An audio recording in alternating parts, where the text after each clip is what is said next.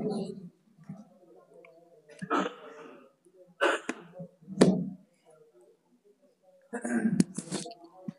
اللہ الرحمن الرحیم، الحمد للہ وحدہ والصلاة والسلام علی من لا نبی بعدہ وبعد۔ محترم بھائیو، ایک حدیث ہے انس رضی اللہ تعالیٰ عنہ سے مروی ہے، فرماتے ہیں کہ ایک روز اللہ کے رسول صلی اللہ علیہ وسلم ایک آدمی کی عیادت کے لیے گئے۔ وہ بیمار تھا، اس کو حال احوال دریافت کرنے کے لیے اللہ کے رسول صلی اللہ علیہ وسلم تشریف لے گئے تو اس کو دیکھا کہ وہ سوکھ کر کے چوزا کی طرح ہو گیا ہے، یعنی نہایت ہی کمزور لاگر ہو گیا، جیسے چوزا ہو، چڑیا کا کوئی بچہ ہو، ہے کہ نہیں، ایک دم سوکھ گیا تھا۔ تو اللہ کے رسول صلی اللہ علیہ وسلم نے اس سے سوال کیا کہ تم اللہ تبارک و تعالیٰ سے کچھ دعا کرتا تھا؟ تو اس نے کہا کہ ہاں، دعا کرتا تھا۔ تو اللہ کے رسول صلی اللہ علیہ وسلم نے ارشاد فرمایا کہ وہ کیا دعا کرتا تھا، کون سی دعا تھی جو تو کرتا تھا؟ تو اس نے کہا کہ اللہ کے رسول صلی اللہ علیہ وسلم، وہ دعا میں کرتا تھا کہ اے اللہ، جو عذاب تو مجھے آخرت میں دینے والا ہے، قیامت کے دن جو آخرت میں جو عذاب دینے والا ہے، وہ عذاب دنیا میں دے دے۔ جو عذاب آخرت میں دینے والا ہے وہ عذاب تو دنیا میں دے دے۔ یہ دعا کرتا تھا اللہ تبارک و تعالیٰ سے۔ تو اللہ کے رسول صلی اللہ علیہ وسلم نے فرمایا سبحان اللہ، اللہ پاک ہے، اللہ کی ذات پاک ہے، تجھے اتنی طاقت کہاں سے آ سکتی تھی کہ تو آخرت کا عذاب دنیا میں برداشت کر سکے؟ آخرت کا عذاب تو دنیا میں برداشت کر لے، کس کے پاس طاقت ہے؟ آخرت میں جو عذاب اللہ تعالیٰ دینے والا ہے وہ دنیا میں دے، کس کی ہمت ہے، کس کا حوصلہ ہے، کس کے پاس طاقت ہے؟ نہیں ہے کہ تم دنیا میں اللہ کا عذاب اٹھا سکو، ہے کہ نہیں؟ اس لیے دعا تمہیں کیا کرنا چاہیے تھا؟ وہ دعا کرنی چاہیے تھی ربنا آتنا فی الدنیا حسنۃ وفی الآخرۃ حسنۃ وقنا عذاب النار۔ یہ دعا مشہور دعا ہے، تقریباً سارے لوگوں کو یہ دعا، مسلمانوں کو یاد ہوتی ہے، ربنا آتنا فی الدنیا حسنۃ وفی الآخرۃ حسنۃ وقنا عذاب النار۔ یہ دعا کرنی چاہیے۔ اس دعا کا مطلب یہ ہے کہ اے اللہ، دنیا میں بھی بھلائی دے اور آخرت میں بھی بھلائی دے۔ اس سے ایک بات یہ بھی معلوم ہوئی کہ دنیا میں اپنے لیے برائی نہیں مانگنی چاہیے، ہے کہ نہیں؟ برائی نہیں مانگنی چاہیے دنیا میں، کہ اللہ مجھ کو یہ عیب دے یا یہ بیماری دے یا ایسا دے، یہ تمنا نہیں کرنی چاہیے، برائی نہیں مانگنی چاہیے۔ تو یہ ایک حدیث ہے، اس کے اندر دعا کے ایک ادب کا ذکر ہے، ایک قاعدے کا ذکر ہے کہ آدمی کو اللہ تبارک و تعالیٰ سے دنیا اور آخرت دونوں کی بھلائی مانگنی چاہیے، صرف دنیا کی نہیں۔ اللہ تبارک و تعالیٰ اسی دعا کے سلسلے میں قرآن مجید کے اندر فرماتا ہے، وہ حج کے موقع سے لوگ جاتے ہیں حج کرنے، تو وہاں پر اللہ تعالیٰ نے حکم دیا کہ تم خوب دعا کرو حج کرنے کے بعد، صفا مروہ کرنے کے بعد یا عرفہ کرنے کے بعد یا اور بھی مزدلفہ وغیرہ کنکری مارنے کے بعد جو 3 دن مینا میں ٹھہرتے ہیں، اس کے اندر اللہ تبارک و تعالیٰ نے حکم دیا کہ جب حج سے فارغ ہو جاؤ تو اپنے رب کو اتنا یاد کرو، اللہ کا ذکر اتنا کرو جیسے تم اپنے باپ دادا کو زمانے جاہلیت میں ذکر کرتے تھے۔ زمانے جاہلیت میں لوگ حج کرتے تھے نا، تو بیٹھ کر کے اپنے نسب کو، باپ دادا کے کارناموں کا ذکر کرتے تھے۔ تو اللہ تبارک و تعالیٰ کا ذکر کرو۔ پھر اس کے بعد اللہ تبارک و تعالیٰ نے فرمایا کہ فَمِنَ النَّاسِ مَن يَقُولُ رَبَّنَا آتِنَا فِي الدُّنْيَا وَمَا لَهُ فِي الْآخِرَةِ مِنْ خَلَاقٍ۔ جو آدمی، بہت سارے لوگ ایسے ہیں جو دنیا مانگتے ہیں اور آخرت میں ان کو کچھ نہیں ملتا۔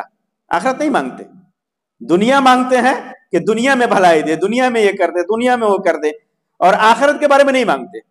آخرت کے بارے میں نہیں مانگتے تو ان کے لیے آخرت میں کوئی حصہ نہیں، اللہ تعالیٰ آخرت میں نہیں دے گا۔ اللہ تبارک و تعالیٰ آخرت کے خیر و برکت ان کو کیسے دے گا جو مانگا ہی نہیں؟ اللہ تبارک و تعالیٰ سے آخرت کی بھلائی، آخرت کی کامیابی نہیں مانگا تو کیسے اللہ تبارک و تعالیٰ اس کو دے گا؟ ہے کہ نہیں؟ تو وَمِنْهُمْ مَنْ يَقُولُ رَبَّنَا آتِنَا فِي الدُّنْيَا حَسَنَةً وَفِي الْآخِرَةِ حَسَنَةً وَقِنَا عَذَابَ النَّارِ، اور دنیا میں بھی کسی نے، بہت سارے لوگ ہیں جو مانگتے ہیں کہ دنیا میں بھی بھلائی دے اور آخرت میں بھی بھلائی دے، اور وَقِنَا عَذَابَ النَّارِ، اور آخرت میں جہنم کے عذاب سے ہمیں بچا، عذاب سے ہمیں بچا۔ یہ دعا بہت سارے لوگ کرتے ہیں، تو ان کے لیے کیا ہے؟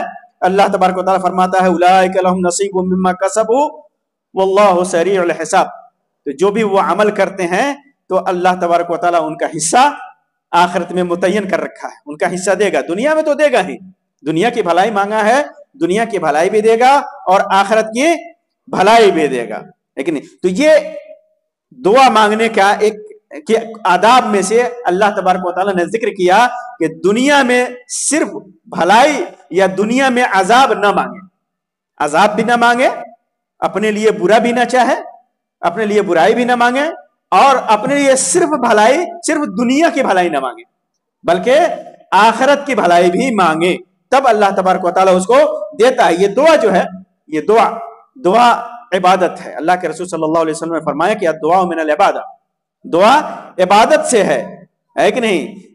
اور ایسی عبادت سے ہے کہ انسان کو اللہ تبارک و تعالی نے حکم دیا ہے کہ یہ دعا مانگو۔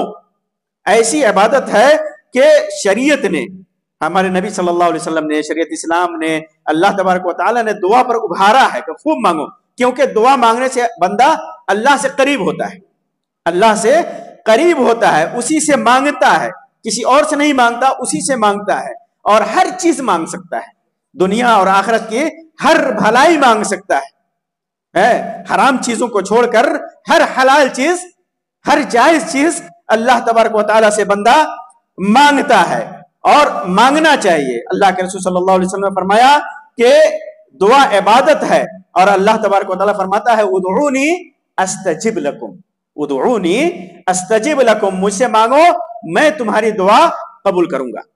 اللہ نے کس کو کہا؟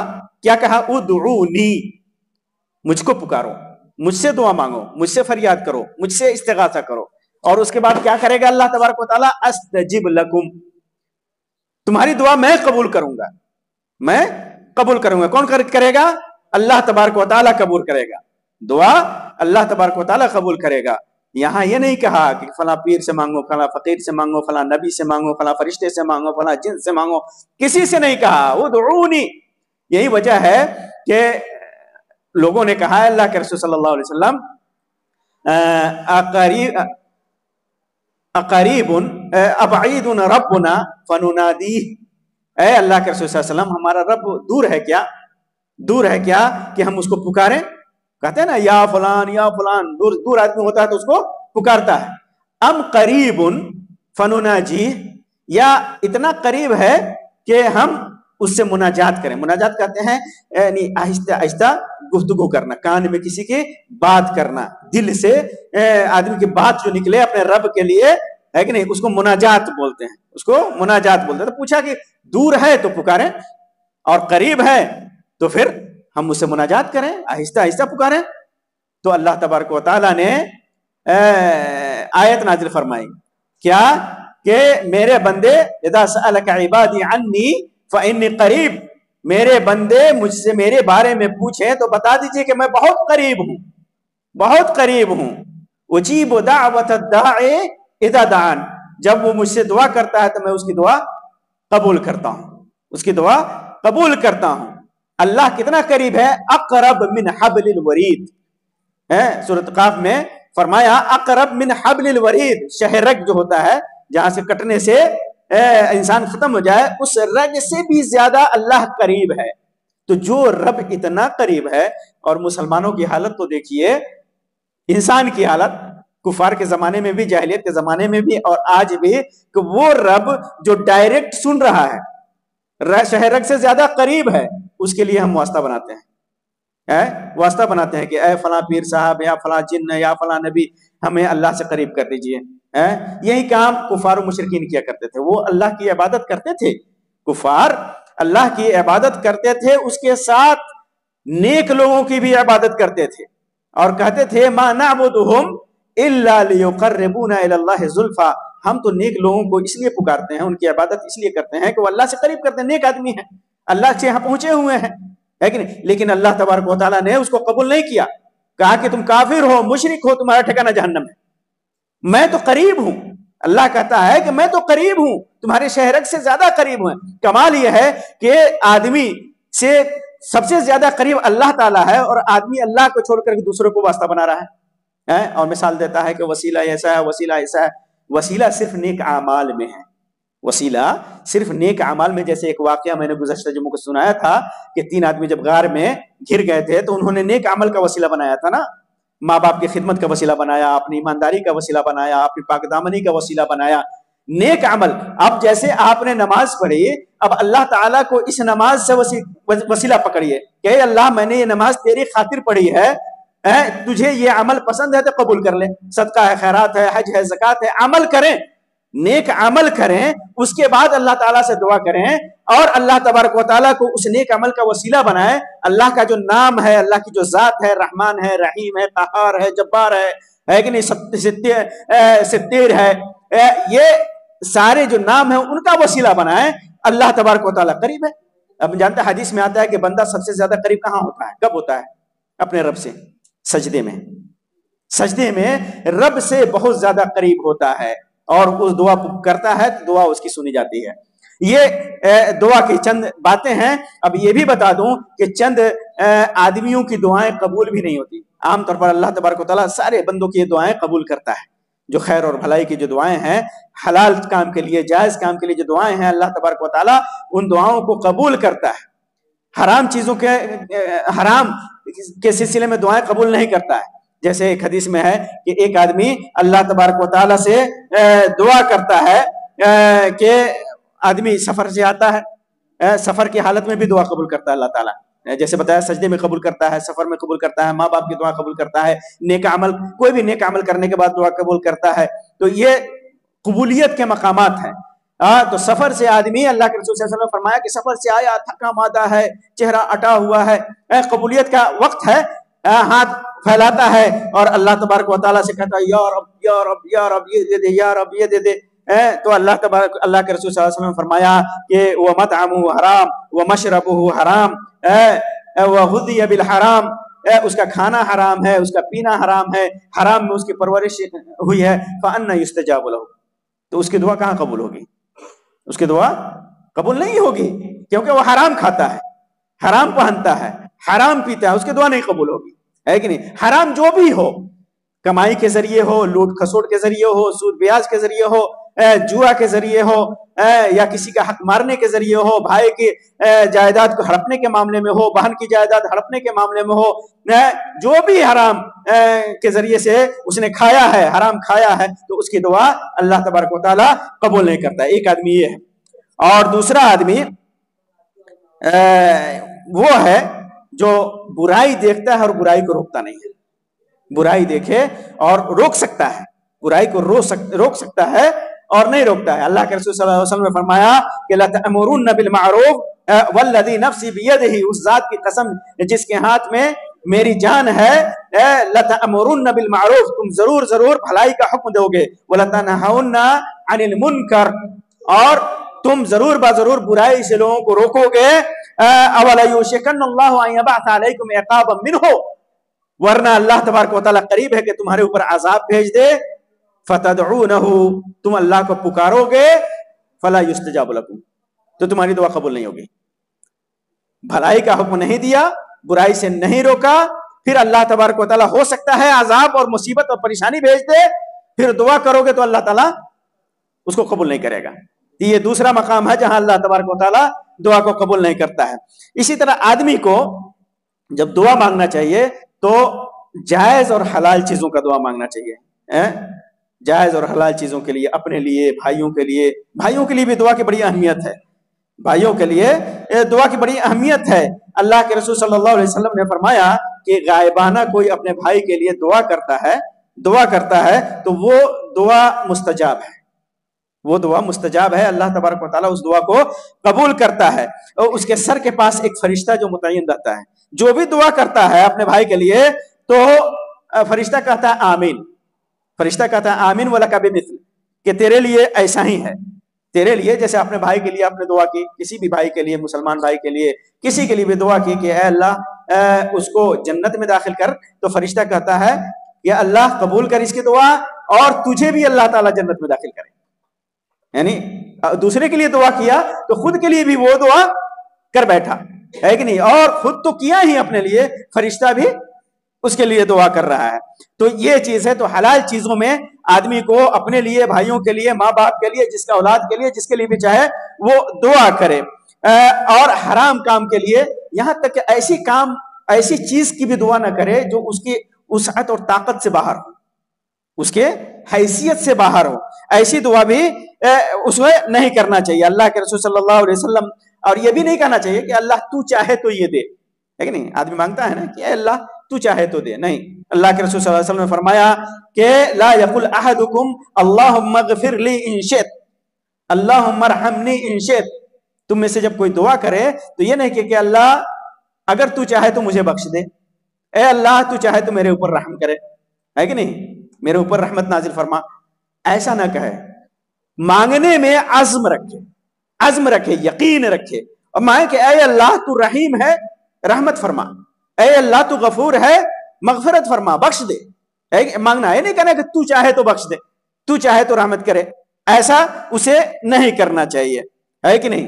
تو یہ دعا چند دعا کے آداب ہیں، اور جیسے کہ میں نے کہا کہ غیر اللہ سے دعا مانگنا یہ حرام ہے، یہ شرک ہے، اور ان اللہ لا یغفر ان یشرک بہ، اللہ تعالیٰ فرماتا ہے کہ شرک کو نہیں معاف کرے گا، شرک کو نہیں معاف کرے گا۔ تو یہ دعائیں ہم مانگتے ہیں صرف اللہ سے، اور ڈائریکٹ مانگیں، البتہ ہم سمجھتے ہیں اگر کہ فلاں آدمی کی دعا قبول ہوتی ہے، فلاں آدمی کی دعا قبول ہوتی ہے، وہ زندہ ہے، اس کی دعا قبول ہوتی ہے، کوئی عالم دین ہے، کوئی عابد و زاہد ہے، اللہ کا مقرب بندہ ہے، وہ زندہ ہے، موجود ہے، اس کے پاس جا کر کے اس سے دعا کرا لیں، یہ جائز ہے، یہ جائز ہے۔ اللہ کے رسول صلی اللہ علیہ وسلم کے پاس لوگ آتے تھے، کہتے اللہ کے رسول دعا کیجیے، اللہ کے رسول دعا کیجیے۔ اللہ کے رسول صلی اللہ علیہ وسلم کی وفات ہو گئی تھی مدینے میں، آپ صلی اللہ علیہ وسلم قبر میں تھے، بارش رک گئی، تو بارش کے لیے دعا کرنا تھا، تو عمر رضی اللہ تعالیٰ عنہ لوگ گئے نماز پڑھنے، بارش طلب کرنے کے لیے، تو عمر رضی اللہ تعالیٰ عنہ نے کہا کہ اے عباس کون تھے؟ یہ اللہ کے رسول صلی اللہ علیہ وسلم کے چچا تھے، سگے چچا تھے عباس رضی اللہ تعالیٰ عنہ، کہا کہ اے عباس، اللہ کے رسول صلی اللہ علیہ وسلم جب زندہ تھے تو ہم لوگ آپ سے دعا کراتے تھے، اب اللہ کے رسول صلی اللہ علیہ وسلم ہمارے درمیان نہیں ہے، وہ قبر ہے، قریب قبر ہے، موجود ہے، سب کچھ ہے، مدینے میں ہے، صحابی رسول ہیں، کہا کہ اب اللہ کے رسول صلی اللہ علیہ وسلم ہمارے درمیان نہیں ہے، آپ اٹھیے اور اللہ سے دعا کیجیے۔ کیوں؟ اللہ کے رسول صلی اللہ علیہ وسلم کے قریبی تھے، چچا تھے، نیک تھے، صحابی تھے، ہے کہ نہیں؟ کہا کہ آپ اٹھیے اور دعا کیجیے اللہ تبارک و تعالیٰ سے، ڈائریکٹ انہوں نے اللہ کے رسول صلی اللہ علیہ وسلم کو واسطہ نہیں بنایا کہ اس دنیا میں نہیں ہے، تو جو دنیا میں نہیں ہے اس کا واسطہ بنانا، چاہے جو بھی ہو، فرشتہ ہو اور یا جن ہو، نبی ہو، ولی ہو، جو بھی ہو، ہے کہ نہیں، اس کا واسطہ نہیں بنایا جا سکتا، کیونکہ وہ شرک ہے۔ واسطہ اس کو بنانا ہے یا تو اپنے نیک اعمال کا، اچھے اعمال کا، یا کسی نیک انسان سے جا کر کے اس سے دعا کرائیں، یہ جائز ہے۔